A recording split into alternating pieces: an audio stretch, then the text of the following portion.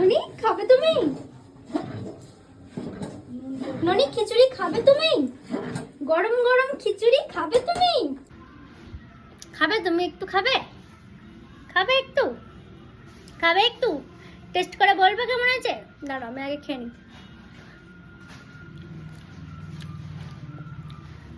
ভীষণ ইয়াম্মি, কিন্তু ঝাল তো, ঝাল কি করে খাবে তুমি? ঝাল তো খেতে পারবে না, তাই দিতে পারলাম না, তুমি তোমার খাবার খাবে।